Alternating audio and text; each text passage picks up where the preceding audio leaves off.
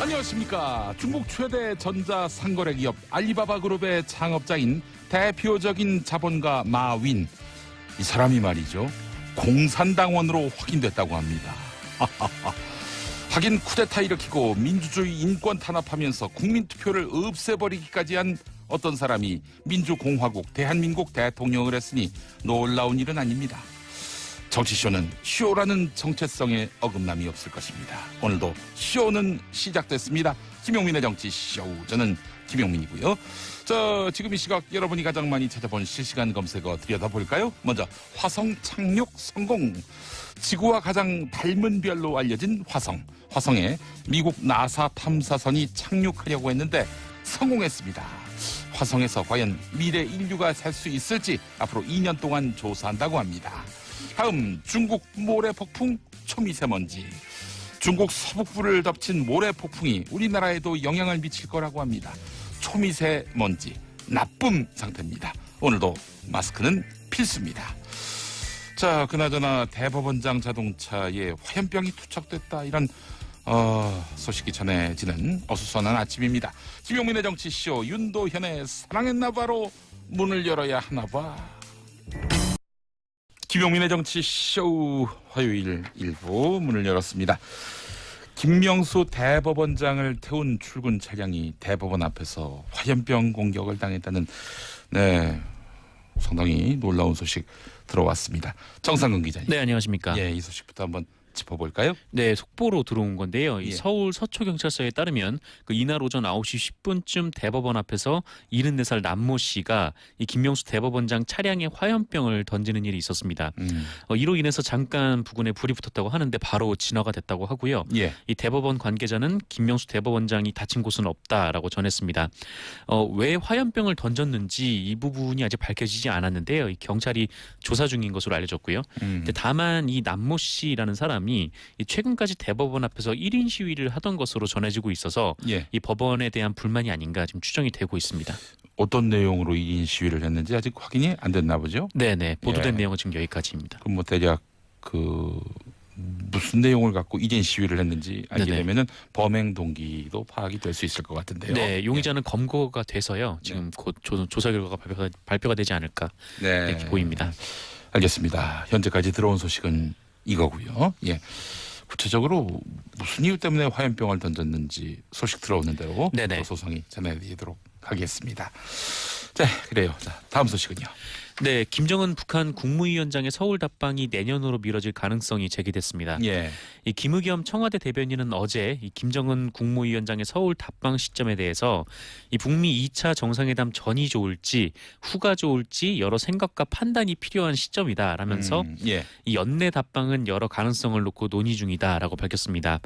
이 청와대는 지금까지 김정은 위원장이 연내 답방에 무게를 두고 관련 준비를 하고 있었다고 하는데요. 예. 이 연내 답방을 합의한 지난 9월 평양 방문 때만 해도 이 올해 안에 2차 북미 정상회담이 열릴 것으로 기대가 됐었기 때문에 예. 이 북미 정상회담의 성과를 좀 김정은 위원장의 서울 답방으로 이 실질적인 평화 진전으로 만들고자 했었던 것으로 보입니다. 예.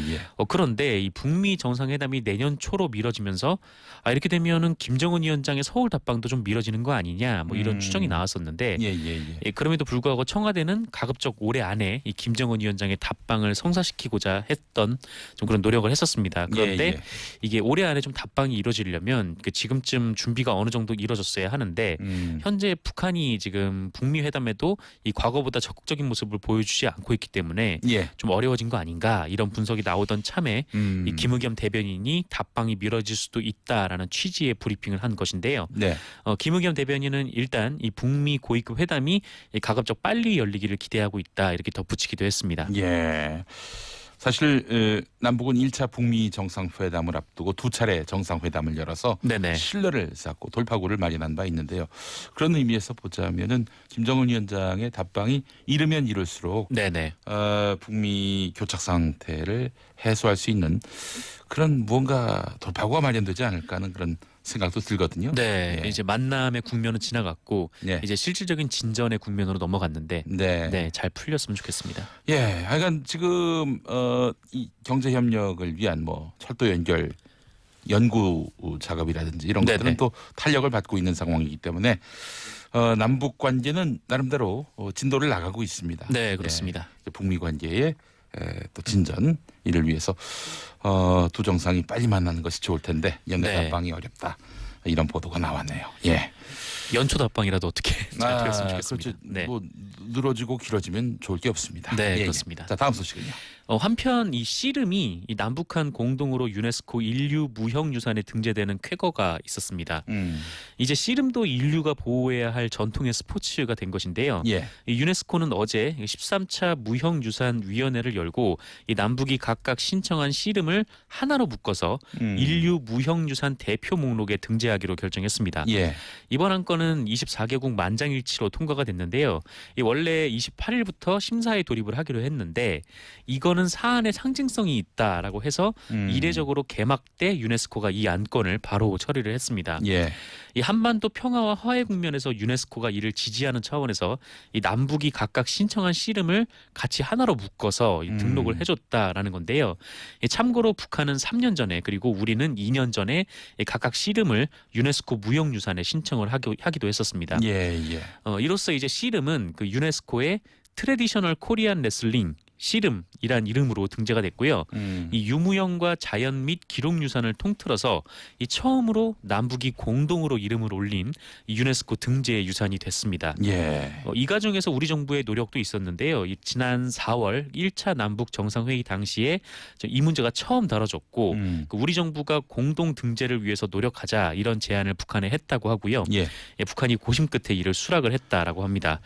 그리고 문재인 대통령이 지난달 17일 그 오드레 아줄레 유네스코 사무총장과 접견을 해서 이 공동 등재에 대한 강한 의지를 보이기도 했고 또 아줄레 총장은 한 열흘 전쯤에 북한을 방문해서 관련 문제를 논의를 했다고도 합니다. 예. 어쨌든 남북은 향후에도 이 유네스코 유산의 공동 등재에 나설 수도 있을 것으로 보이는데요. 특히 비무장지대 일원에 대한 그 유형유산 등재가 추진될 수도 있다라고 이 정재숙 문화재청장이 밝혔습니다. 비무장지대 자체를 네네. 문화유산으로. 그렇습니다. 자연 경관도 잘 보존이 돼 있고, 그렇죠. 네, 특히 이제 남북이 대립과 그거를 넘어서서 화해로 가는 또 상징성도 있다 보니까 예. 이 부분도 이 인류가 좀 같이 보호해야 할 좀 그런 문화유산이 되지 않을까. 네. 네, 기대가 되고 있습니다. 남과 북의 그 긴장과 갈등이 사라지고 남과 북이 이제 경제 공동체로서 서로 상생하는 그런 세상이 열린다 하더라도 비무장지대는 그대로 뒀으면 좋겠어요. 네네, 이 자연경관 그대로. 거기다가 뭐 아파트 짓고 이런 안 했으면 좋겠습니다. 맞습니다. 예. 너무 또 관광을 너무 난개발을 해가지고 하는 것도 예.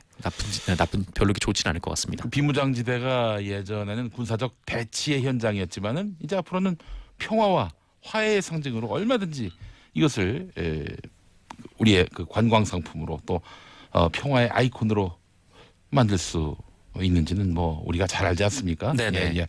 하여간 이 비무장지대 잘 보존을 해야겠습니다. 길이 보존하세. 네. 예. 이런 말씀 드리고 대한사람 싶어요. 대안으로. 네. 예. 유네스코 등재뿐 아니라 우리 씨름도 참 걱정입니다. 요즘에 씨름이 네. 몰락을 하다시피 했어요. 뭐 권투, 레슬링, 킥복싱 그리고 뭐 유도, 삼보 이게 다 저기 이종 격투기로 가지 않았습니까? 네, 그렇습니다. 그래서 우리 민속 경기 씨름이 그야말로 피를 흘리고 말았어요. 이 남북이 같이 유네스코에 씨름을 등재한 김에 이 남북 공동 대회를 한번 열어보는 것도 나쁘진 않을 것 같다는 생각이 이제 듭니다. 씨름 보면은 재미가 없다는 분들이 있어요. 이 현대 스포츠의 흐름이라고 하는 것이 빠름, 네. 격렬함 이거 아니겠습니까? 근데 씨름은 너무 슬로우 푸드가 있듯이 슬로우 네네. 스포츠예요. 밀고 땡기다가 그냥 뭐 그 긴장도가 떨어진다는 네. 거죠. 그래도 예. 명절 때 보면은 어르신들은 정말 애청하시는 모습들이 있더라고요. 그래요. 뭐 이럴 것 같으면 우리가 저 설 특집으로 정상근 기자하고 제가 한번 씨름을 해보면 어떨까? 저랑 김영민 PD가요. 그렇습니다. 예. 이거 다 네. 치우고 모래 깔고 여기 스튜디오에서. 네. 청취율 시즌입니다. 그때가. 네. 청취율 그렇군요. 조사 시즌이에요. 예. 허리 괜찮으시겠습니까? 뭐라도 해야 됩니다. 우리가. 예. 네. 알겠습니다. 2046번 쓰시는 분 미세먼지도 시원하게 날려줄 시사 토네이도 김용민의 정치쇼. 오늘도 유쾌한 방송 기대한다고 하셨습니다. 네네. 잘하고 있는지 모르겠습니다. 예. 자 다음 소식은요. 네, 지난 일요일에 이 국회 예산결산특별위원회 소위원회가 열렸는데요. 여기서 이른바 비정공방이 있었다라고 오늘 아침 신문들이 보도했습니다. 무슨 공방이요? 비정공방입니다. 비정공방이 뭐예요? 네네.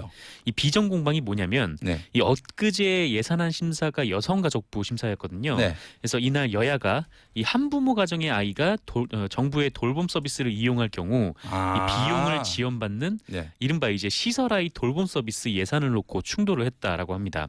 아까 비정하다 할 때. 네, 비정하다 할 때 비정입니다. 비정규직 뭐 이런 건 줄 알았어요. 네, 예. 비정하다이고요. 네. 이게 한 61억 3,800만 원 정도 되는데 이 소관 상임위인 국회 여성가족위원회는 한 17억 1,900만 원을 감액하자 이렇게 제안을 했고 예. 그런데 예산결산위원회 송원석 자유한국당 의원이 61억 원을 다 감액하자 이런 의견을 냈다라고 합니다. 이 송원석 의원은 뭐 이 사업이 중요한 건 알겠지만 이 모든 것을 국가가 책임지는 것은 곤란하다라면서 감액을 주장했는데요. 예.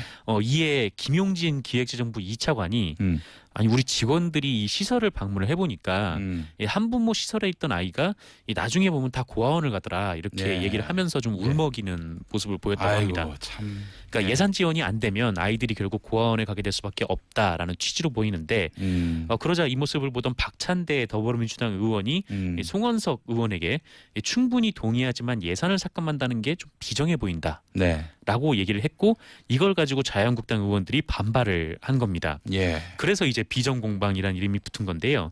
이 비정하다는 말을 취소해달라 이렇게 요구를 하면서 그 말은 듣기 싫었던 모양이군요. 네. 그래서 이제 박찬대 의원이 이거는 송원석 의원 개인을 지적한 것은 아니다 이렇게 얘기를 했습니다. 근데 결국 이 예산은 17억 가량 삭감하자는 상임위안을 수용하기로 하고요. 이 최종 결정은 그 위원장과 각 당 간사 등으로만 이루어진 이른바 이제 소소위원회에서 네. 하기로 보류를 했습니다. 기획재정부 2차관이 울먹이는 모습 참 많은 울림이 있네요. 예. 네. 자 근데 말이죠. 자유한국당은 출산하면 2천만 원 주자고 하지 않았습니까? 네네. 근데 한부모 가족복지 시설에 대해서 61억 감액하자. 어떻게 한 입에서 두 말이 나오는지 모르겠습니다. 네, 그렇습니다. 예. 자, 0710번 쓰시는 분 용디님. 용디님이 제일 잘하는 건 시사평론입니다. 씨름하지 말아주세요라고 하셨습니다. 씨름을 안 했으니까 이렇게 예. 생각하실 수도 있는데 씨름을 하면 다르게 느껴질 수도 있을 것 같습니다. 아니 뭐 씨름하는 김에 네네. 제 멋진 몸매를 보여드리고 싶어서 그랬었는데. 아 남한식으로 합니까? 남한식은 우통을 벗고 북한식은 우통을 입고 하거든요. 아 그래요? 네네. 저는 북한식인 줄 알았는데 남한식이면 안 하겠습니다. 남한식으로. 알겠습니다. 자, 네. 다음 소식은요. 네, 그 충남 아산시에 소재한 유성기업에서 그 노동자들이 임원인 노무 담당 상무 김모 씨를 폭행했다라고 예.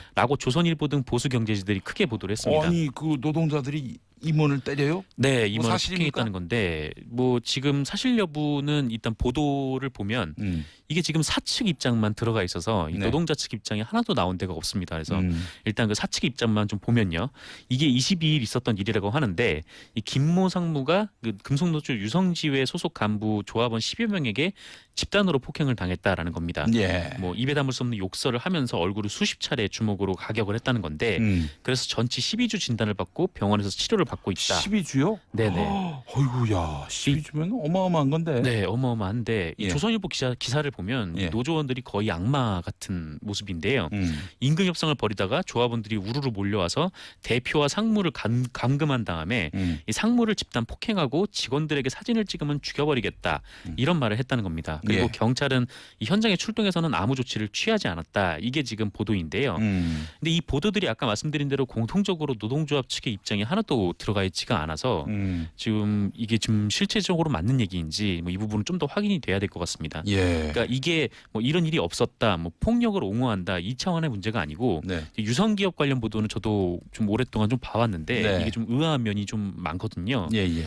이 유성기업이 충남과 충북에 공장이 있는 현대차에 이 자동차 엔진을 납품하는 업체인데 이 그렇습니다. 과거에 그 심야 노동으로 인해서 산재가 좀 많이 발생했고 이 과로로 추정되는 사망자도 알려진 것만 5분이나 나왔었습니다. 예. 그래서 2011년에 그 주야 2교대를 하기로 노사가 합의했었는데 예. 지금의 뭐 자동차 완성업 업계에서는 뭐 주야 2교대가 일상적이긴 한데 이때만 해도 별로 이런 게 없었다고 해요. 그래서 현대차가 이른바 이제 창조 컨설팅과 공모를 해서 이 유성 기업에 있는 금속노조 지회를 해체하는 작업에 들어갑니다. 예. 이거는 법원 판결문에 명시가 된 거고요. 그래서 창조 컨설팅이 2011년 5월 18일에 이 용역 업체 직원들을 동원해서 이 노동자들을 폭행하고 직장을 폐쇄하는 일이 있었습니다. 예. 그리고 이제 창조 컨설팅 전형적인 노조 파괴 방식인 뭐 기업 노조를 만들어서 이 조합원들을 감시하고 또 금속 노조 조합원들의 임금을 삭감하고 뭐 징계와 해고를 하는 일이 있었고 네. 또 40억 원이 넘는 손해배상까지 청구하는 일이 있었는데 예. 결국 이 과정에서 2016년 3월 17일에 이 한강호 노동자가 스스로 목숨을 끊기도 했었습니다. 네. 근데 그 이후에 뭐 지금 뭐 유성기업 유시영 회장이 뭐 형을 이 문제로 잘못했다고 이제 그 재판에서 형을 선고받고 또 얼마 전에는 창조 컨설팅의 이제 심종두 노무사가 또 법정 구속되는 일이 있었거든요. 그래서 해고자들이 복직 판결을 받아 복직하는 일도 있었고요. 그래서 이런저런 사정을 좀 돌이켜 보면은 이 보도는 적어도 좀 반론이 들어갔어야 할 보도인 것 같은데 지금 기사는 사측만 취재해서 쓴 것으로 보입니다. 그래요. 현장 상황이 어떤지 이걸 소상히 추가 취재가 이루어져야 할 것 같고 네네. 노동조합 측 입장은 어떤지도 한번 균형 있게 살펴봐야 할 것 같습니다. 그렇습니다. 네, 정상근 기자 수고하셨습니다. 네, 고맙습니다. 저는 2부에서 다시 오겠습니다.